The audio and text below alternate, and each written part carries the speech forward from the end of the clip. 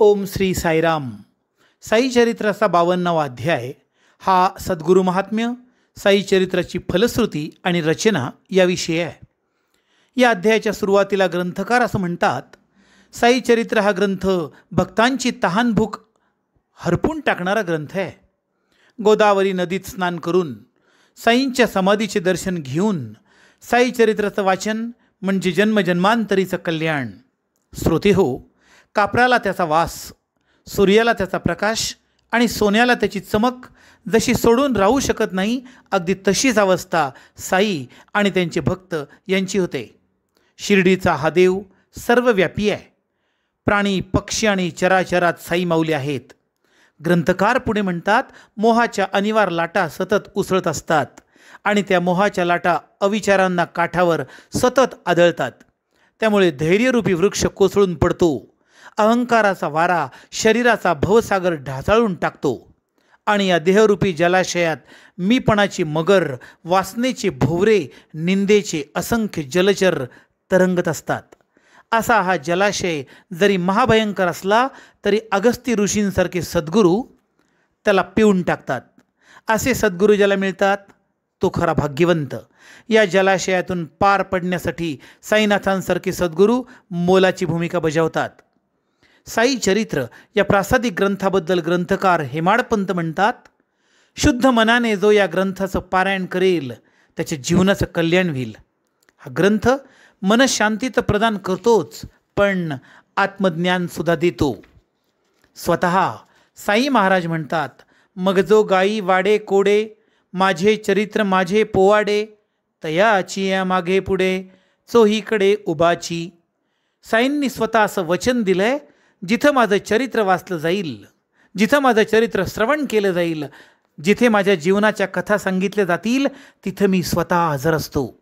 गोकुळाष्टमी, गुरुपौर्णिमा, रामनवमी हे दिवस तर साई चरित्र ग्रंथाच्या वाचनासाठी जणू पर्वणी.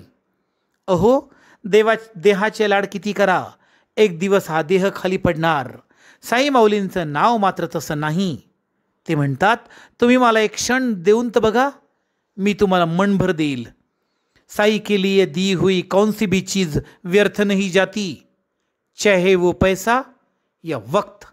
साई म्हणतात, जो जो मज भजे, जैशा जैशा भावे, तैशा तैशा पावे, मीही त्यासी. श्रोते हो, या साई चरित्राचे खरे सूत्रधार हे साई महाराज आहेत.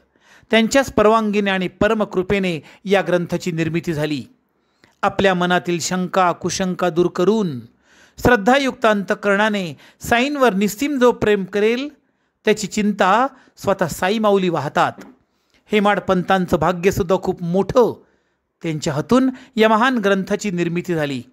ग्रंथकार म्हणतात, माझी कोणतीही विशेष साधना नसताना साईंनी ही मोठी कामगिरी माझ्याकडून करून घेतली.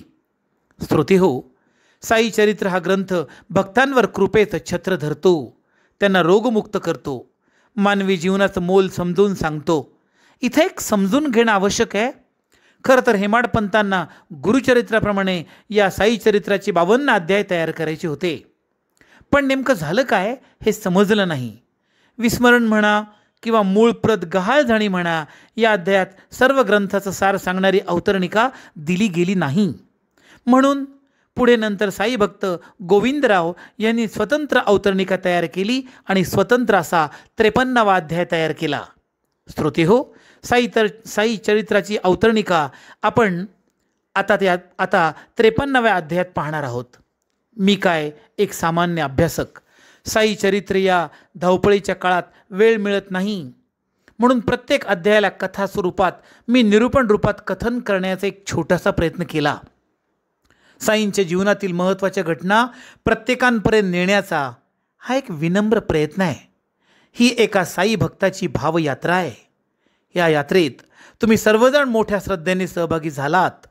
साईंनी जर परवानगी दिली तर या साई चरित्र निरूपणाचं एखादं छोटंखानी पुस्तक करण्याचा मानस आहे. आता बघूया 53 अध्यायात स्वतंत्र अशी दिलेली अवतरणिका. ओम श्री साईराम.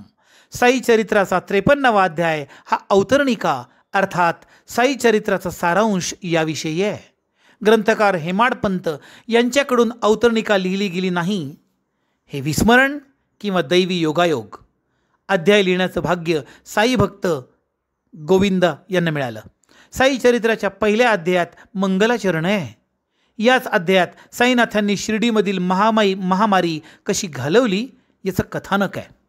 साई चरित्राच्या दुसऱ्या अध्यायात दाभोळकरांना झालेलं साईबाबांचं प्रथम दर्शन आणि साईंनी त्यांचं हेमाडपंत हे नाव कसं ठेवलं त्याचं कथन आहे. तिसऱ्या अध्यायात ग्रंथकार हेमाडपंत यांनी साईनाथांकडून ग्रंथ लिहिण्याची आज्ञा म्हणा परवानगी म्हणा मिळवली. तर चौथ्या अध्यायात साईनाथांचं शिर्डीत आगमन कसं झालं याचं सुंदर कथानक आहे. पाचवा अध्याय साईंचं शिर्डीतून गुप्त होणे आणि चांद पाटलासोबत येणं, गंगागीर बाबांशी संवाद या कथांचा आहे. सहावा अध्याय शिर्डीतील रामनवमी उत्सव आणि मशिदीचा जीर्णोद्धार याचं छान कथानक घेऊन येतो. सातव्या अध्यायात बाबांचा खंडयोग, साईंची ध्यानधारणा, त्यांनी केलेली रोग्यांची सेवा यांचा त्रिवेणी संगम आहे. तर इकडे आठव्या अध्यायात साईंची भिक्षा, बाईजाबाईची सेवा, बाबा आणि म्हाळसापती यांची मशिदीमधील निद्रा याविषयी आहे. नववा अध्याय साईंची भिक्षा, तर 10व्या अध्यायात साई 4 हात लांब फळीवर कसे झोपायचे याचं छान वर्णन आहे. श्रोते हो, 11व्या अध्यायात साईंनी ढगांच्या गडगडाटासह आलेला पाऊस कसा थांबवला याचं कथा आहे. 12व्यात साईंचं काका महाजनी नानासाहेब निमोणकर यांच्याबद्दलचे सर्वांग सुंदर अनुबंध दिलेले आहेत. 13व्या अध्यायात साईंनी बाळा शिंपी याचा हिवताप, काळ्या कुत्राला दहीभात घालून कसा बरा केला, बापराव बुटी, दत्तोपंत यांच्या व्याधीसुद्धा कशा बऱ्या केल्या त्याचं वर्णन आहे. 14व्यात साई कृपेने नांदेडच्या शेठ रतनजी यांना खूप वर्षांनी पुत्रसंतान झाली त्याचं वर्णन आहे. 15वा अध्याय दासगणू महाराज यांची नारदीय कीर्तन पद्धत, मशिदीत 2 पालींच्या भेटीचा वृत्तांत हा आहे. तर 16व्यात साईंनी ब्रह्मज्ञानाविषयी केलेलं सुंदर भाष्य आहे. 17वा अध्याय पुन्हा ब्रह्मज्ञान वृत्तांत, तर 18वा अध्याय राधाबाईंना केलेला हितोपदेश याविषयी आहे. 19व्या अध्यायात साईंनी राधाबाईंना अनुग्रह अर्थात नामजप प्रदान केलं त्याचा साक्षीदार आहे. 20व्यात दासगणूंना ईशावास्य भावार्थ बोधिनी लिहिताना आलेले शंकेचं निरसन साईंनी मोलकरींमार्फत कसं केलं याचं कथानक आहे. 21व्या अध्यायात साईंनी उपजिल्हाधिकारी साहेबांना वाचिले ते नाही संपले, पाहिजे ते कृतीत उतरले हा हितोपदेश केला आहे. 22व्या अध्यायात साईंनी आपल्या मशिदीचं महत्त्व सर्वांना सांगितलं. तर 23व्या अध्यायात योग अभ्यासांवर साईंचं भाषण आहे. 24वा अध्याय हेमाडपंत आणि फुटाणे यावर विनोदी पद्धतीचं कथानक आहे. तर याच अध्यायात अण्णा बावरे आणि मावशीबाई यांच्यातील थट्टा मस्करीचे प्रसंग वर्णन केलेत. 25व्या अध्यायात साईंनी दामू अण्णांना कापूस आणि तांदळाचा सौदा न करण्याला सुचवलं. तर 26व्यात पंत नावाच्या व्यक्तीला त्याच्या सद्गुरूंचं नाव सांगून खूण पटवली आणि पितळेंच्या मुलावर कृपा केली. श्रोते हो, 27व्या अध्यायात साईंनी माधवरावांना विष्णू सहस्रनामाची पोथी प्रदान केली. तर 28व्यात सांताक्रूजचे लखमचंद मुन्शी, गुजरातचा ब्राह्मण मेघा यांना झालेल्या स्वप्नदृष्टांताचं वर्णन आहे. 29व्यात पैसे मिळतील या आशेने मद्रासी भजनी मंडळ साईंना भेटायला येतं. तर 30व्यात शामराव यांच्यात सप्तशृंगी देवीचा नवस कसा पूर्ण झाला त्याचं कथन आहे.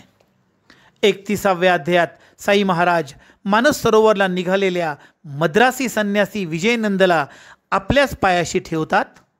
32व्यात साई महाराज स्वतःच्या गुरूंची कथा सांगतात आणि देवाच्या शोधाचा वृत्तांत कथन करतात. श्रोते हो, 33व्या अध्यायात साईंच्या उदीमुळे विविध भक्तांना कसं जीवनदान मिळालं याचा वृत्तांत आहे. तर 34व्या अध्यायात साईंच्या उदी प्रभावाने मालेगावच्या डॉक्टरांच्या पुतण्याचा हड्यावरण, इराणी भक्तांचं लहान पोराचं फेफरेण कसं बरं झालं याचे कथन आहे. 35वा अध्याय हा धरमसिंग ठक्कर यांना संशयमुक्त करतो. तर 36व्यात गोव्यातील भक्तांना साई महाराज नवसाची आठवण करून देतात. 37वा अध्याय साईंच्या चावडी समारंभाचं भावपूर्ण वर्णन आहे. 38वा अध्याय आपल्याला साईंच्या हंडीचं चित्रण करतो. 39मध्ये साई महाराज नानासाहेब चांदोरकरांना संस्कृत अभ्यासाचा गर्व नाहीसा करतात. 40वा अध्याय बाळासाहेब देवांच्या आईच्या उद्यापनाचा. यात साई महाराज संन्याशाच्या रूपात प्रसाद ग्रहण करतात. 41व्या साई महाराज बाळासाहेब देवांना भरपूर शिव्या देऊन रोज नियमाने ज्ञानेश्वरी वाचा असा कडक भाषेत उपदेश करतात. 42व्या अध्यायात साई महाराज आपल्या देहत्यागाची निजभक्तांना कल्पना देतात. 43 आणि 44 हे दोन्ही अध्याय बाबांच्या देहत्यागाचं मोठं भावपूर्ण विवेचन आहे. 45व्यात साईंनी एकनाथ भागवतातील शंकेवर भाष्य केलं आहे. तर 46व्यामध्ये साई महाराज जागेवर बसून काशी गया इथे स्वतःचं अस्तित्व निजभक्तांना दाखवतात. 47वा अध्याय साप आणि बेडूक यांच्या पूर्वजन्माचा, वैर हत्या ऋण यांचा. 48मध्ये अभाविक असणाऱ्या सपटणेकर यांच्यावर कृपा करतात. 49व्या अध्यायात हरी कान्होबा आणि सोमदेव स्वामी साईंची परीक्षा घ्यायला शिर्डीत येतात, पण बाबा त्यांना त्यांच्याच मनातलं सांगून शांत करतात. 50वा अध्याय गीता श्लोकाचा. तर 51वा अध्याय हरिदीक्षित धुरंदर यांचं वृत्तांत. 52व्या अध्यायात हेमाडपंत साईंकडे सर्व भक्तांसाठी जणू पसायदान मागतात. श्रोते हो, हेमाडपंतांनी रचलेले 52 अध्याय ही सोन्याचं कोंदण आहे, ज्यात साईंच्या लीला मोठ्या खुबीने बसवलेल्या आहेत. मला असं वाटतं साई चरित्र म्हणजे रत्नजडित पंचारती आहे. त्यातील कथा, ज्ञान आणि विरक्तीचा प्रकाश आपल्याला मिळतो. हा ग्रंथ वाचण्यासाठी एकच नियम आहे, तो म्हणजे चित्त असता पवित्र कोणीही वाचावे साई चरित्र. चित्त असता पवित्र सदा वाचावे साई चरित्र. खरं तर श्रोते हो, साई चरित्रावर निरूपण करण्याइतका मी मोठा नाही, पण आपण सूर्य जरी नसलो तरी काजव्यासारखं चमकायला काय हरकत आहे. या 52 अध्यायात जे काही चांगलं आहे ते माझी सद्गुरू श्री दादा महाराज मालवणकर यांचं आहे. या 52-53 अध्यायाच्या निरूपणात काही जर चुका झाल्या असतील त्या माझ्या स्वतःच्या आहेत, आपण क्षमा कराव्यात. या 53 अध्यायात अनेक सद्भक्तांचे फोन आले. अनेक सद्भक्तांनी व्हॉट्सॲपवरून हे निरूपण आवडल्याचं कळवलं.